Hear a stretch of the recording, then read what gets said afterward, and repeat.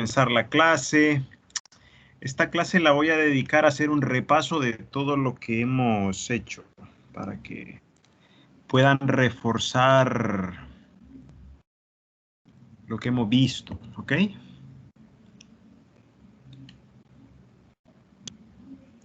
Primero, les voy a mostrar el Excel del cálculo del tamaño de la muestra para poblaciones finitas, para poblaciones que yo conozco. ¿Lo ven? Sí. Ok.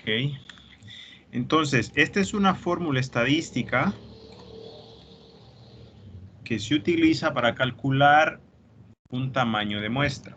Aquí entraban los conceptos de población y muestra. Población son todos los individuos de un ecosistema, de una comunidad, de un municipio, de un departamento, de un país, de una región. Entonces,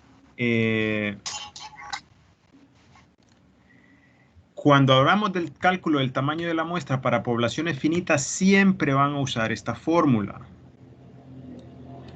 La fórmula ya está dada y hay valores dentro de la fórmula que también ya están dados. Por ejemplo, Z es el nivel de confianza. Creo que aquí lo puse. A ver. No, aquí está. Aquí está. Z es el nivel de confianza. Yo les puedo decir en el examen, en un ejercicio, trabaje con un nivel de confianza de 80, de 90, de 95, de 98 o de 99. ¿Qué significa el nivel de confianza?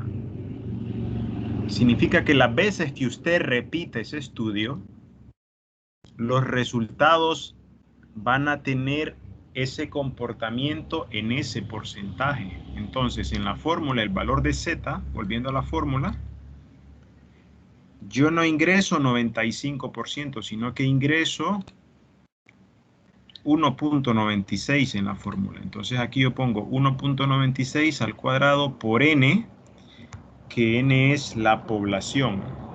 Yo les tengo que dar el dato de la población. P era la probabilidad de que el evento ocurra, que es 50%, pero en la fórmula se pone como 0.5. Y Q es la probabilidad de que el evento no ocurra. Y como que el evento ocurra o no ocurra es 50 y 50, entonces en ambos casos yo coloco 0.5 por 0.5. E es el otro criterio importante para el cálculo del tamaño de la muestra para poblaciones finitas. Ese es el error de muestreo. ¿Qué tan grande o qué tan pequeño quiero que mi trabajo o mi investigación tenga un error? ¿De qué tipo? ¿De qué tamaño? Entonces, recordemos, a mayor error, yo tengo que hacer menos encuestas, porque no estoy llegando a cubrir casi toda la población o el tamaño de la muestra. A menor error, yo tengo que hacer más encuestas. Y los errores aceptados eran 5%. No sé si lo tengo aquí. A ver. Aquí creo que está. Los errores...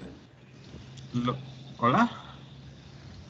Dijo a mayor error. A mayor error de muestreo, tengo que hacer menos encuestas. Ok. Lo vimos, ya lo vamos a ver.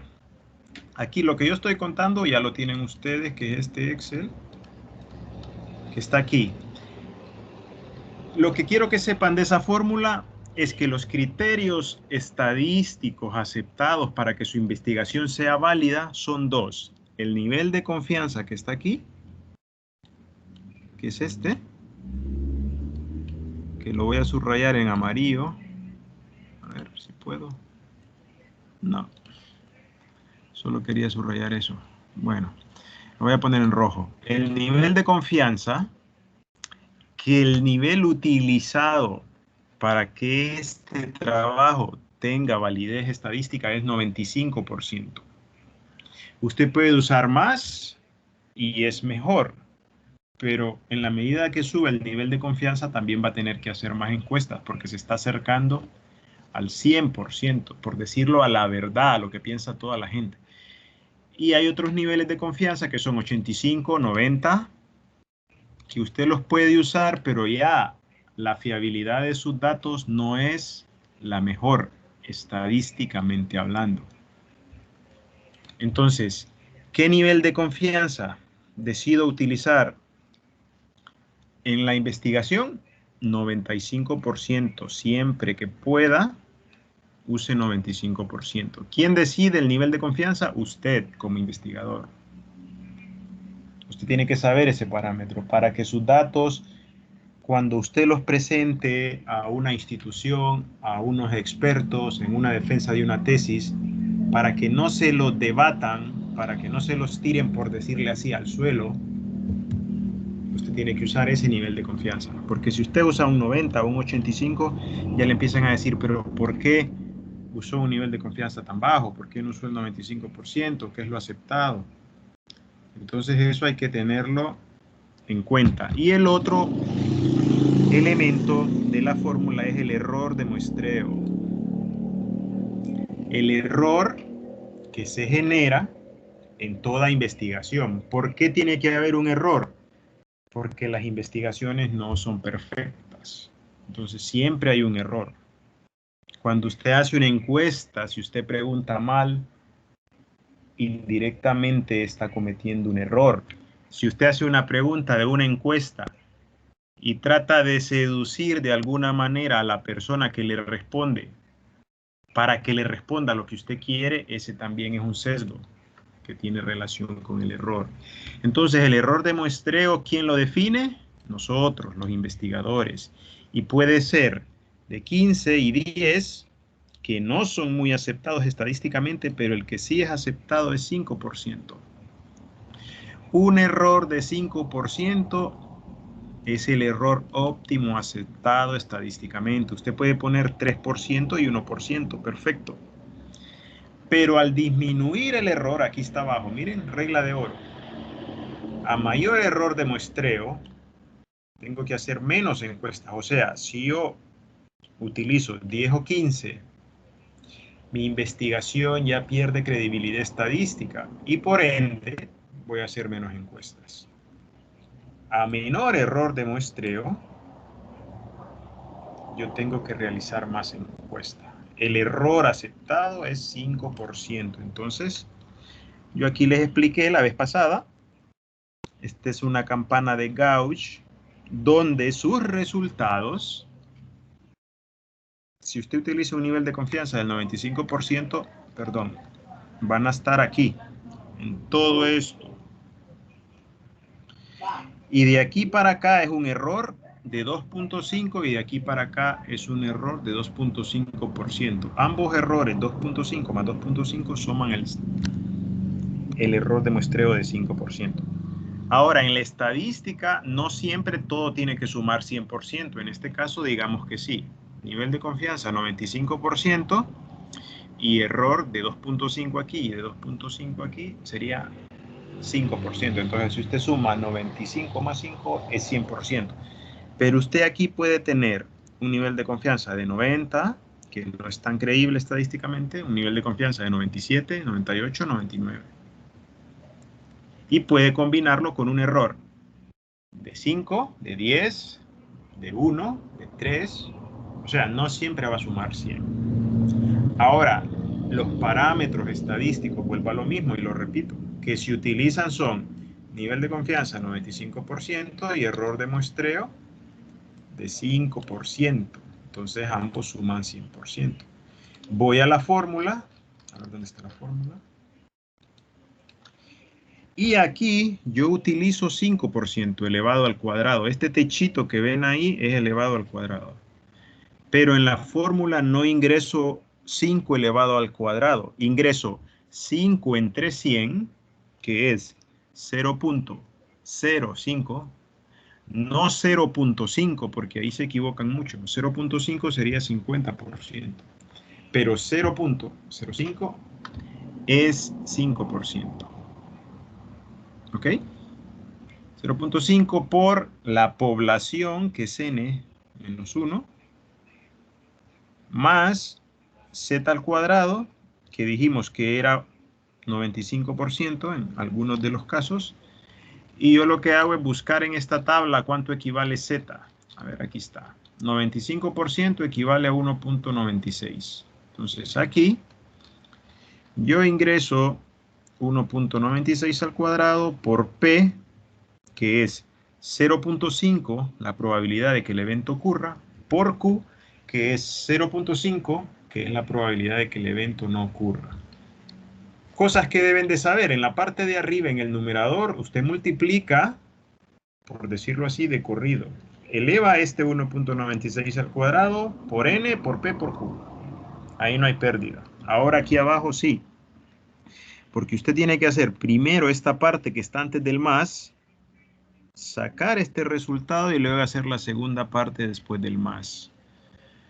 Por ejemplo, e al cuadrado, 0.05 al cuadrado, hago esta operación y luego lo multiplico por n menos 1. Eso me da un resultado. Y luego hago esto, z al cuadrado por p por q. Ambos resultados yo los sumo. Y obtengo un total de denominador, que eso ya lo hemos hecho en clase. Y luego divido el numerador entre el denominador. Aquí está, miren. Aquí lo pueden ver en este ejemplo. Lo voy a explicar así rápido. Calcular el tamaño de la muestra para una población finita de los estudiantes del ITST con los siguientes valores. Nivel de confianza, 95%.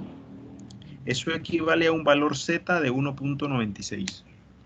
Error de muestreo, 5%. Valor de P, 0.5. Valor de Q, 0.5. N, que es la población que tenemos de estudiantes ahora mismo en este tercer periodo virtual, son 88. Entonces yo les voy a dar todos estos datos en el examen.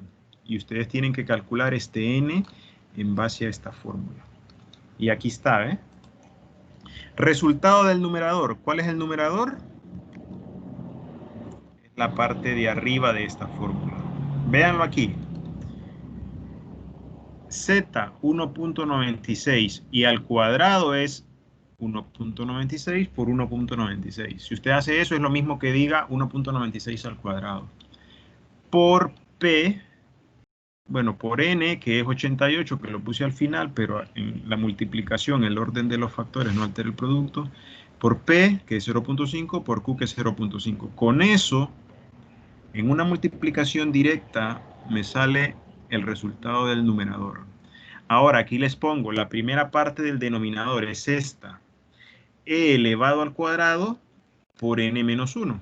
Aquí está, miren. Acuérdense, E es el error. Aquí está, 5%, pero yo no meto 5% porque en la fórmula me va a salir malo. Divido 5 entre 100. Me da 0.05. Ese dato lo elevo al cuadrado, es esto de aquí. Y luego lo multiplico por paréntesis el tamaño de la población, que es 88, porque aquí lo dice, menos 1. Perdón. Si se fijan, con eso hago la primera parte de la fórmula. Luego hago la segunda parte del denominador, aquí se los digo, ¿eh? ¿Cuál es la segunda parte? Z al cuadrado por P por Q. Z al cuadrado es 1.96 por 1.96 por P por Q. Ahora, ambas operaciones, esta de aquí de la izquierda y esta que está después del más, yo la sumo. Vean, sumo H24 más H25. Eso me da el total del denominador. Y luego simplemente, cuando ya tengo el total del numerador, que es este, y que corresponde a este, lo divido entre el total del denominador, que es este. Y eso me da N72. Ahora, ¿cómo sé yo que hago bien el cálculo del tamaño de la muestra? Ingresando el valor de Z de la tabla. No pongo 95% al cuadrado, no, pongo el valor equivalente al 95%. Y el error lo ingreso dividiéndolo entre 100. 5 entre 100. No pongo 5 elevado al cuadrado. ¿Ok?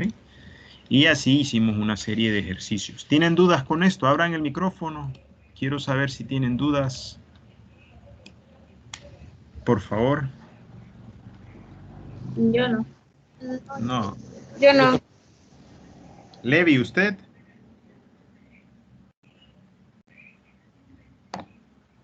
Todo claro, Lee. Perfecto. Ok. Seguimos.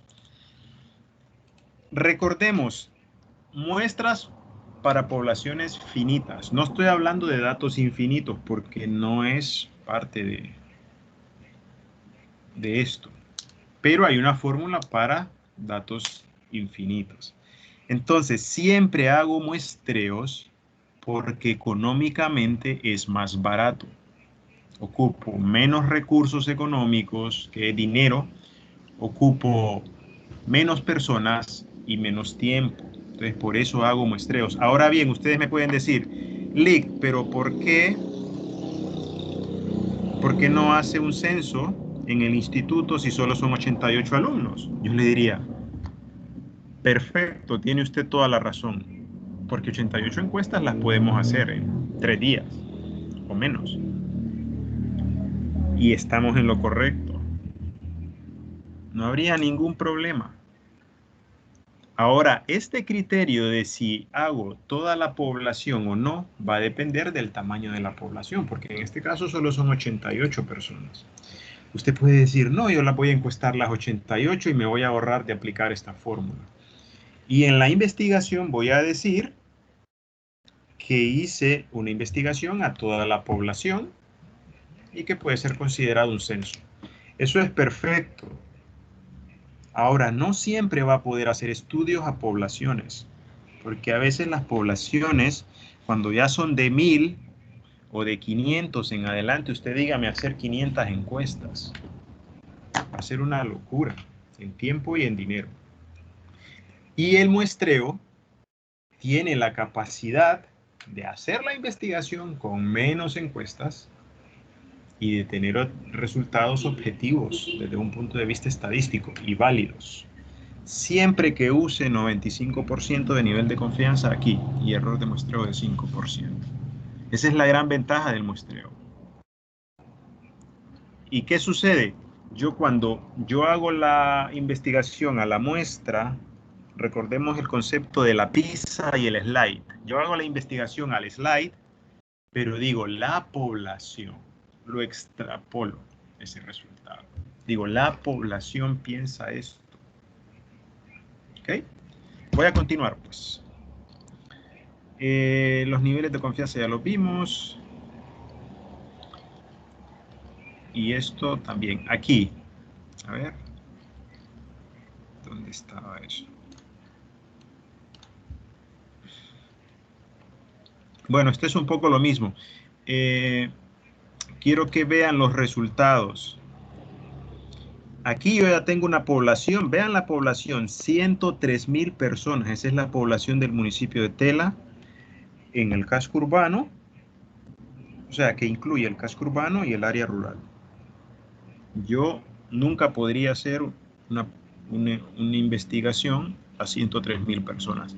Entonces, usando un nivel de confianza de 95% y un error de muestreo de 5%, solo necesito hacer, digo solo porque son pocas, para 103,000 personas, 383 encuestas. Ahora, vean la diferencia de 103,000 N, población, a 50,000. Si yo tengo una investigación con 50,000 personas versus una investigación con 103,000 personas, la diferencia solo son 2 encuestas en el muestreo. Es nada, 2 encuestas es nada para 53,000 personas de más que hay aquí arriba. 103,000 menos 50,000. Entonces vean, esa es una de las grandes ventajas del muestreo. Vean con 10 millones. Esto lo hicimos todos en clase. ¿Qué sucede si tengo una población de 10 millones? Comparado con una población de 50,000. O sea, estamos hablando de que son 9 millones más de personas. Solo tengo que hacer 384 encuestas, 3 encuestas más que si le aplico un muestreo a una población de 50,000 personas. Por eso hago muestreos. Esa es la gran ventaja. Puedo estudiar poblaciones grandes con tamaños de muestra relativamente pequeños y manejables para un equipo de 1 a 3 investigadores. ¿Ok? Y aquí está 150,383. Entonces esa es la gran ventaja del muestreo. Ahora, este muestreo lo puedo hacer a personas o lo puedo hacer a casas. Entonces ahí los tamaños de las poblaciones cambian. Hicimos en la tarea, hay un ejercicio que dice casas. ¿Se acuerdan? Hay 20 barrios y cada barrio tiene casas. No estoy hablando de personas, estoy hablando de casas. ¿Puedo aplicar un muestreo a casas? Por supuesto. Claro que puedo. ¿Puedo aplicar un muestreo a personas? También puedo. Entonces tengo que definir si voy a muestrear en casas o voy a muestrear a personas. ¿Por qué? Porque según el Instituto Nacional de Estadística, en promedio, en Honduras, por familia, en una casa, viven entre 4 y 5 personas. Entonces, si yo utilizo ese valor, yo tendría que multiplicar en el retiro 40 por 5 personas por casa. Entonces, ¿cuánto sería eso? 40 por 5. Estoy hablando que ahí hay 200 personas. ¿Lo puedo hacer así? Por supuesto. Pero también lo puedo hacer con 40 casas. Ambos criterios son válidos. ¿Cuál es mejor? Eso depende del investigador, de cómo se sienta más cómodo. Pero recordemos esto, puedo muestrear casas, puedo muestrear personas como parte de un barrio, de una comunidad, de un municipio.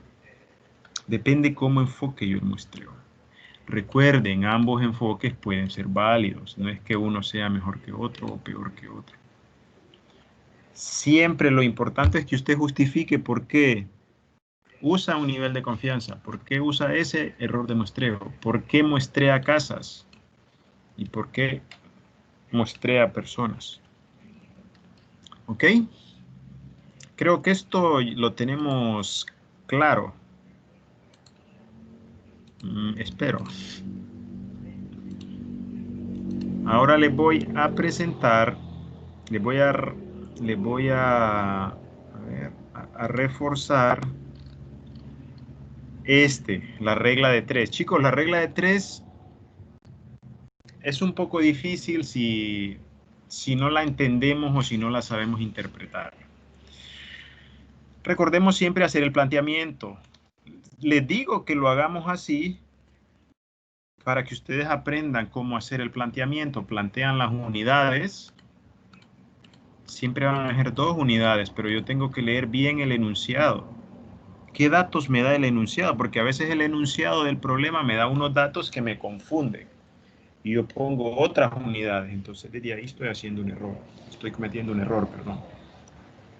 Entonces, la regla de 3 me va a servir a mí para hacer cualquier tipo de cálculo relacionado con rendimiento de personas con relación a estudios. Por ejemplo, si yo quiero saber cuántos días se va a tardar una persona que en un día aplica 20 encuestas y que cada encuesta se tarda 20 minutos, yo puedo usar ahí la regla de 3. Pero la regla de 3 nosotros la estamos usando más para las tablas de frecuencia con la columna de porcentaje. Ahí es donde tiene más utilidad para esta clase. Entonces, recordemos el criterio. Cuando yo ya tengo identificadas las unidades, que son estas, siempre van a ser 2 porque es una regla de 3 simple y directa. Entonces, aquí dice, un automóvil recorre 240 kilómetros en 3 horas. Me está dando 2 unidades, kilómetros y horas. Luego puedo seguir leyendo antes de plantear las unidades. ¿Cuántos kilómetros Cuando yo le diga cuántos, ahí siempre diga, aquí va la X, en esta unidad va la X. Y ahí tiene que poner la X. ¿Cuántos kilómetros habrá recorrido en 2 horas? Entonces yo pongo kilómetros y horas. ¿Por qué kilómetros? Porque aquí dice kilómetros y aquí dice horas. Y en la pregunta también, en este caso, kilómetros y horas. Entonces yo pongo, un automóvil recorre 240 kilómetros en 3 horas. ¿Cuántos kilómetros? Es la X. ¿Cuántos kilómetros recorre en 2 horas? Multiplico extremos donde hay números que corresponden a la flecha roja. ¿Están viendo eso o yo estoy explicando y no están viendo este Excel? Sí, que estamos viendo. Ok, gracias. Sí, estamos bien. Multiplico extremos donde están números, perdón, sí, donde hay números, y divido siempre en el extremo opuesto a la X. En este caso multiplico los que están en flecha roja, 240 por 2. Aquí está, ¿ve? 240 por 2. Y eso lo divido entre 3. Entonces la respuesta es 160 kilómetros.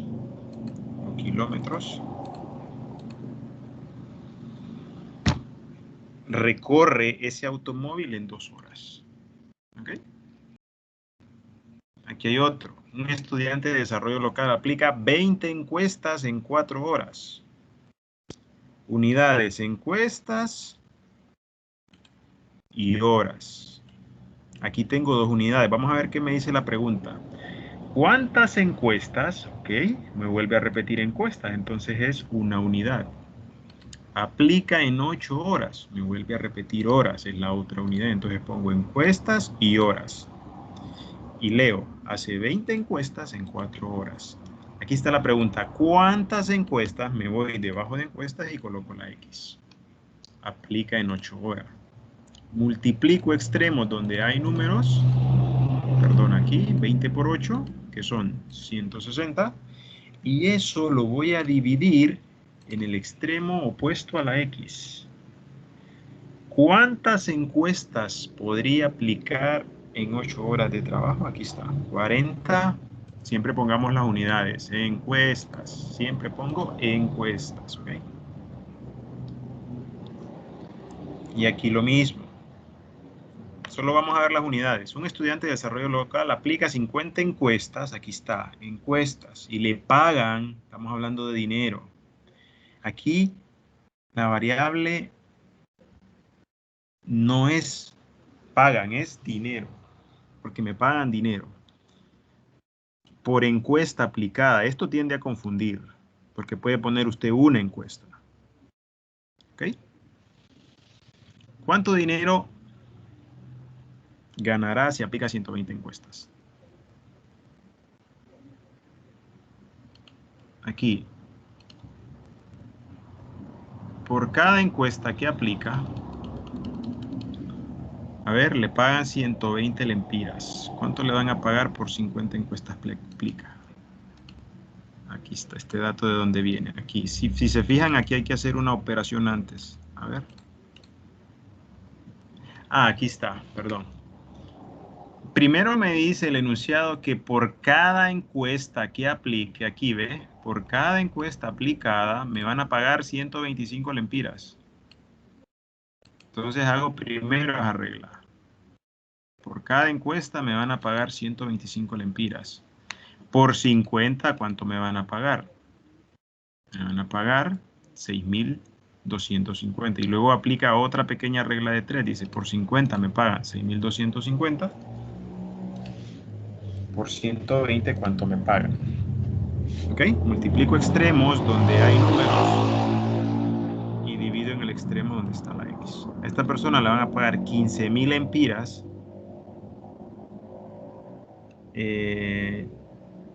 por aplicar 120 encuestas. ¿Ok? ¿Dudas con esto? ¿No? No. Ok, gracias. No. Chicos, la aplicación de la regla de 3, por favor, recuerden esto. Es aquí en esta columna, porque esta columna es la que a mí me interesa graficar. Esta columna es la que a mí me interesa que haga esto. Y que me coloque los porcentajes. Entonces, yo grafico el dato y el porcentaje. Nunca grafico la frecuencia porque la interpretación del gráfico siempre va a ser mejor en porcentaje. Entonces, veamos aquí. Yo les voy a poner ejercicios así en el examen. 380 personas encuestadas. De esas, 200 son mujeres y 180 hombres. Hay dos variables, mujeres y hombres.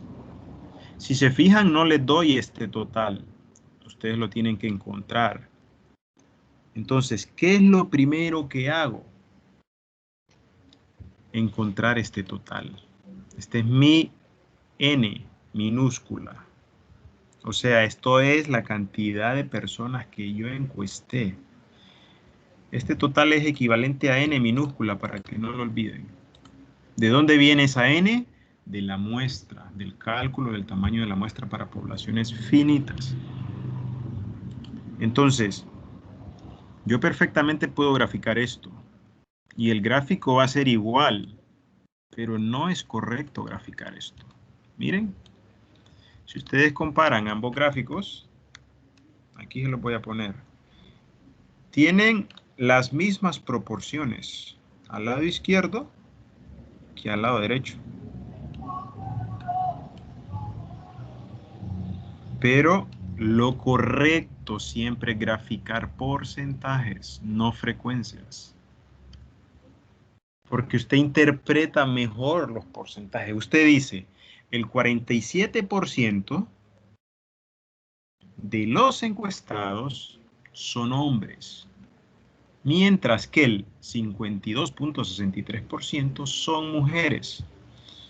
Eso queda más elegante que decir 180 personas encuestadas son hombres y 200 son mujeres, ¿ok? Perdón, entonces siempre es mejor poner porcentajes. ¿Y a dónde es lo que quiero llegar? Aquí. Porque este es el cálculo que tienen que hacer bien. Y aquí es donde tienen que aplicar la regla de 3. Entonces, cuando hablamos de porcentaje, el porcentaje, se lo voy a escribir aquí porque no se los puse, pero ya lo saben. El porcentaje siempre será 100%. Cuando yo le digo calcule el porcentaje de encuestas que debe aplicar en no sé, todo eso siempre es en base al 100%. Entonces ahí nace la regla de 3. Entonces, ¿por qué 100%? Porque es todo. Mi estudio está enfocado en todo desde el tamaño de la muestra. Entonces, digo, 380 encuestas. ¿Cuáles son mis variables? Encuestas y porcentaje, porque es lo que quiero obtener. Entonces digo, 380 encuestas equivalen a mi 100%.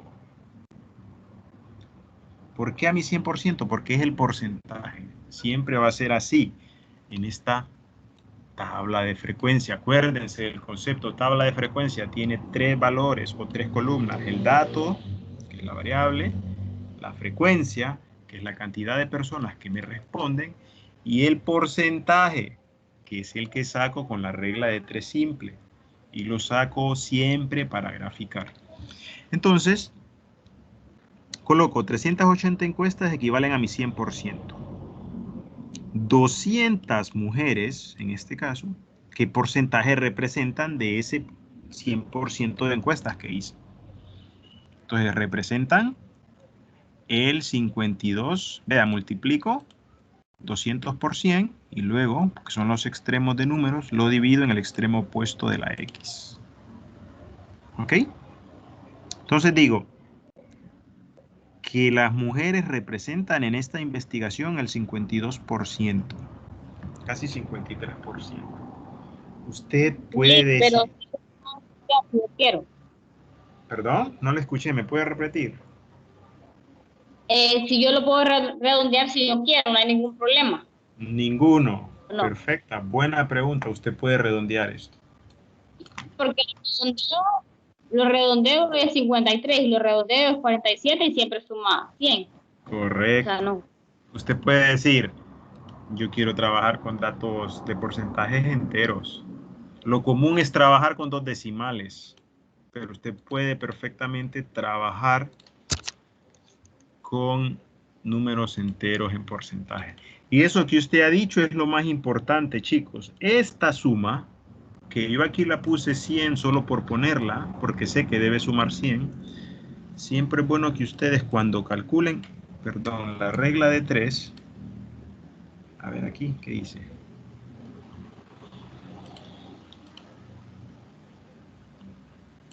Porque si borro aquí se borran los datos.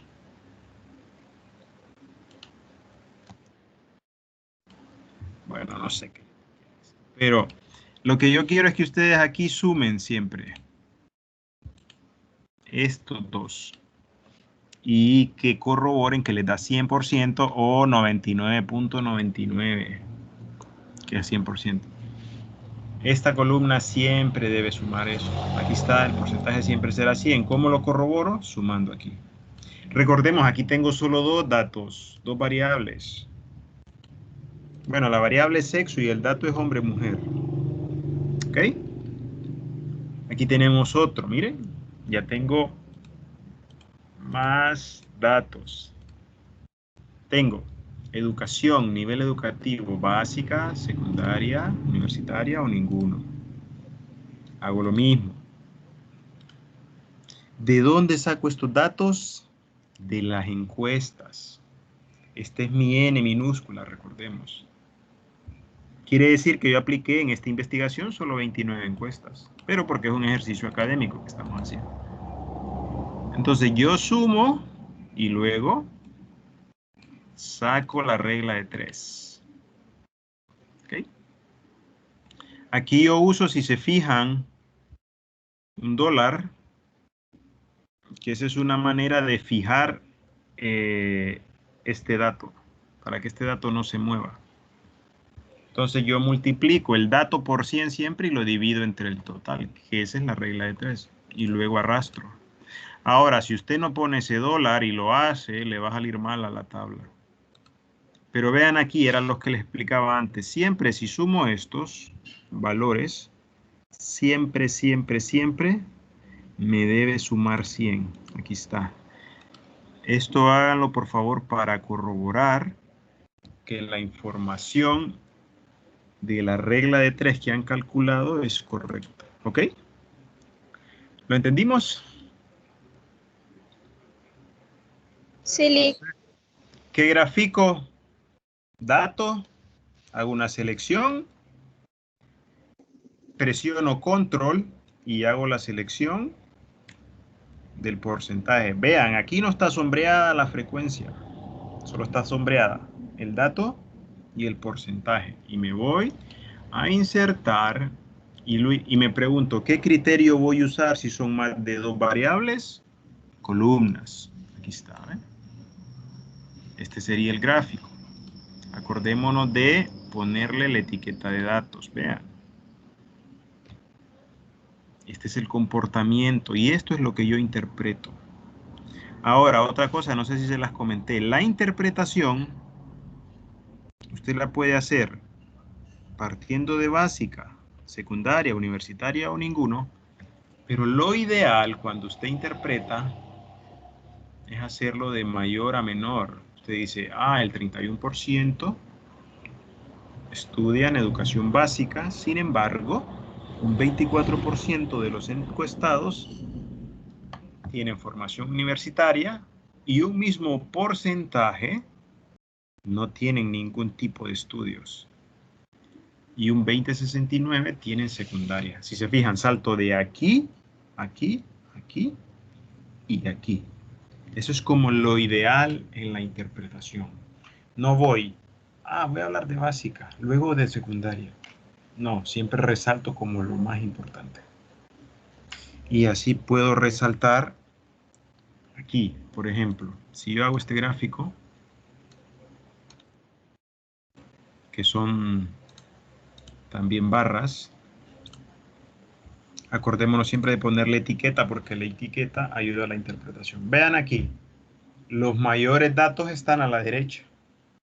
Entonces yo puedo decir, un 34.48% de los encuestados profesa la religión católica y evangélica. Punto y seguido. Sin embargo, coma, un 17.24% su religión es la mormona y un 13.79% son adventistas. Esa sería la manera ideal de interpretar el gráfico. No sé si antes se los había dicho, creo que no, no me acuerdo. Entonces, esto es lo ideal. Entonces, Dígame. pero también hay que tener un orden para graficar también la No, frecuencia. no. No, Buena solo para pregunta. graficarlo. Excelente pregunta, Yamilet. Mire, las frecuencias salieron así. ¿De dónde vienen estas frecuencias? De estos datos. Yo le digo, mormona 5. Yo lo que hago es colocarlo tal cual las instrucciones que yo le doy. Mormona 5, adventista 4. Vea, adventista 4, católica 10, evangélica 10. Entonces yo coloco los datos. Es traer estos datos de texto a la tabla. O sea, estas dos columnas vienen de esta tabla. Simplemente las paso aquí. No los ordeno de mayor a menor ni de menor a mayor. Eso es una buena pregunta y gracias por hacerlo. Ahora, cuando lo grafico, que me salen así como están aquí, interpreto siempre los valores máximos y luego los valores mínimos. ¿Dónde hago la interpretación? En Word. Llevo este gráfico a Word. Y recuerden, la interpretación es arriba del gráfico. Y usted va a decir al final, como se muestra en la figura 1. Y usted pone esta figura. Y abajo la rotula, ¿se acuerdan? Fig 1, ¿se acuerdan de eso? Religión de los encuestados. ¿Se acuerdan de eso, chicos? Sí. Eso es lo ideal. Eso es lo que ustedes deben aprender en esta clase. Si ustedes ven investigaciones donde las interpretaciones van abajo del gráfico y el título va arriba, no saben lo que están haciendo. Ahora, ¿lo pueden hacer así? Por supuesto. Es la investigación de ellos. Pero lo ideal es interpretación arriba, gráfico y título del gráfico. Y recordemos, el título del gráfico, en la medida de lo posible, nunca debe ser igual a la pregunta. O sea, este gráfico no se debe llamar ¿cuál es su religión? ¿O cuál es la religión que usted practica? Eso es erróneo. Yo tengo que buscar con el título de esa pregunta un título para este gráfico. Entonces yo digo, religión de los encuestados o religión que practican los encuestados. Si yo veo que no encuentro un título porque se me es difícil, bueno, pongo la pregunta, pero no es correcto nunca titular o rotular o ponerle un nombre a un gráfico con una pregunta. Pero usted va a ver, ya, ustedes ahorita vienen empezando la carrera. Ustedes van a ver investigaciones que lean, que escuchen, o presentaciones. Profesores haciendo eso. Entonces, es por desconocimiento. Esos errores no los deberíamos de cometer, ¿ok? Entonces, recordemos en resumen, lo interesante de las tablas de frecuencia es esta columna para graficar, pero para obtener esta columna aplico la dichosa regla de 3 que hemos visto y que hemos practicado. ¿Ok? ¿Dudas? ¿Comentarios? ¿O todo claro? Todo claro, Lee. Solo quería preguntar algo. Pregunte. Ah, Sobre las tareas, Sí, ah, la actividad 6 va a ser el domingo. la actividad es la encuesta, Oh, ya. pero no va a ser el domingo. Yo les puedo dar tiempo para que la hagan en el transcurso de la otra semana, que son vacaciones, que no estén tan... Ya tengo la tarea, ya está en el campus, no les he dicho eso. Eh, Vamos a ver si la puedo proyectar aquí. A ver. Aquí, se la voy a proyectar aquí, pero por favor vayan al campus y ustedes la miran. Esta es la tarea. Es un Word, me avisan cuando lo miren.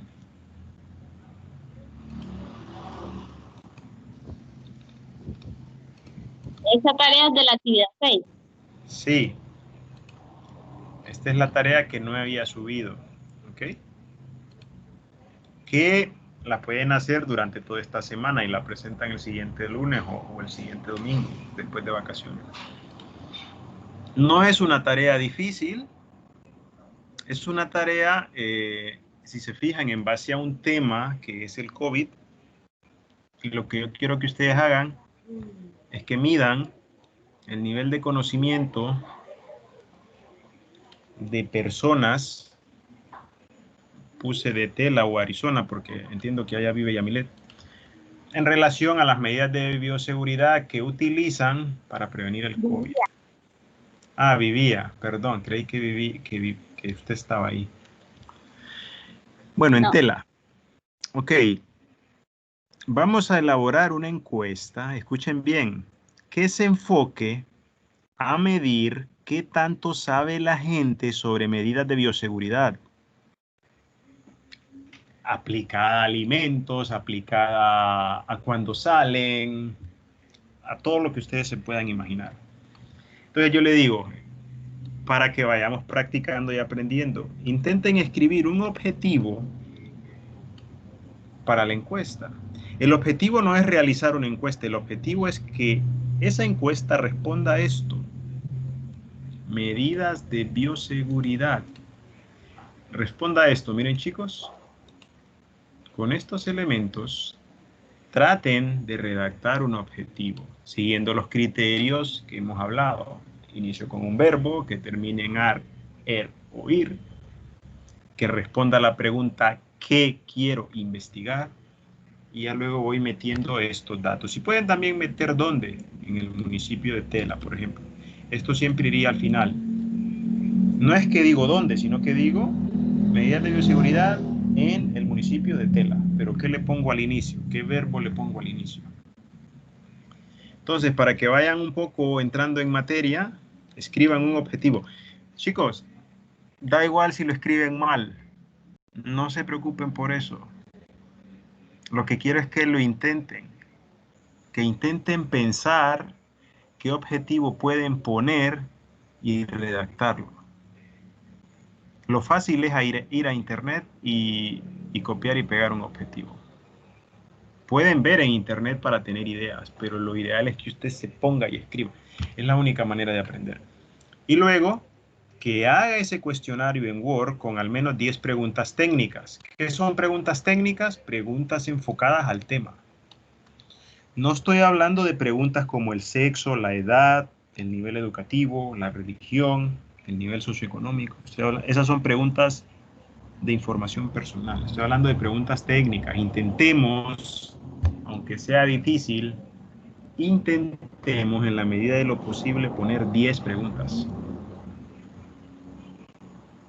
A ver si lo logramos. Yo puse ese número para ver. Me van comentando si lo logran o no lo logran. De ahí, hago el cuestionario en Word con su pregunta y su respuesta. Tengo que definir si esa respuesta va a ser abierta o va a ser cerrada. Y si va a ser cerrada, si va a ser respuesta única o respuesta múltiple. Por favor, ahí traten de analizar qué es mejor o qué tipo de respuesta es mejor. Sugiero que no pongan un cuestionario solo con preguntas abiertas, porque eso sería fácil. Ah, no, lo voy a dejar abierto. No me complico la vida, pero no es ese el espíritu del ejercicio. ¿Por qué?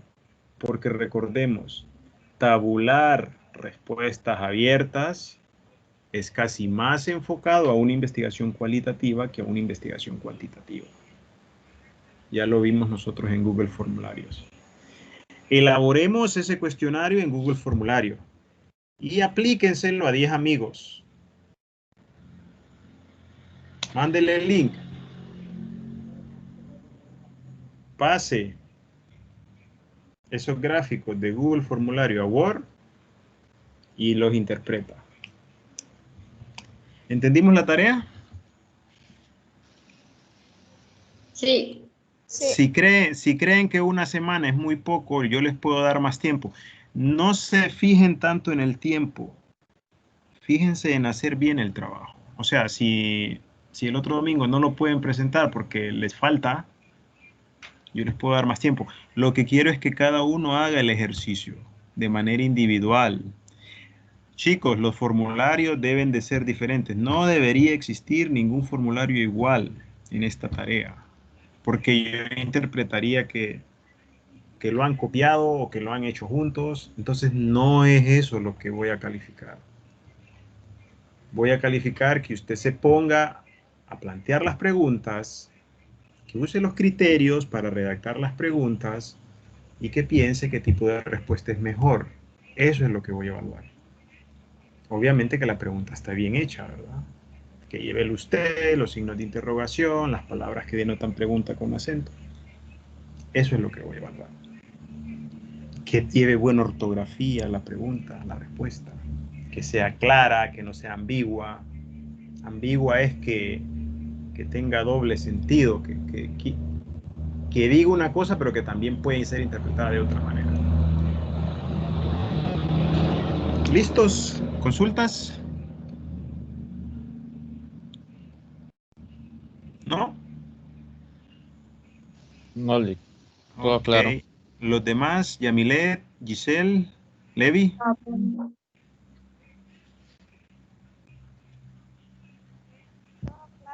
Sería para el lunes de la otra semana, digo, Lick. O domingo. No, esto va a ser para después de vacaciones, o sea, sus vacaciones empiezan el sábado. Va a ser hasta el siguiente lunes, después de la semana morazánica. Cuando volvamos a clase, yo les puedo preguntar cómo van, si lo han hecho, si no lo han hecho, si les falta. No es tan difícil la tarea, pero ustedes me pueden ir comentando cómo van. Pero repito, háganla solos. Aunque les cueste, háganla solos. Es la única manera de aprender. Lo más fácil es ir a internet y buscar un cuestionario sobre medidas de bioseguridad. No hagan eso, porque no están aprendiendo, se están engañando ustedes. Entonces, no es el sentido de la tarea. ¿Ok? Y Levi, si necesita la tutoría, nos ponemos de acuerdo si quiere por el chat en un día y hacemos la tutoría. ¿Ok? Sí, Lick, está bien, yo le aviso. Ok, chicos, buenas noches. ¿Qué día es hoy? Hoy es jueves. Disfruten la semana morazánica y por favor, si salen, cuídense, porque seguro que Tela va a estar lleno de turistas y eso. Entonces, si salen, tomen las medidas de bioseguridad, como la tarea. Y nos vemos el próximo lunes después de la semana morazánica. ¿Ok? Ok, gracias, Lick. Igual, cuídense. Dios le bendiga. Gracias. Cuídense, Bendiciones para compañeros. todos. Dios le bendiga. Cuídense. Buenas noches a Buenas todos. noches. Buenas Buenas noches. noches.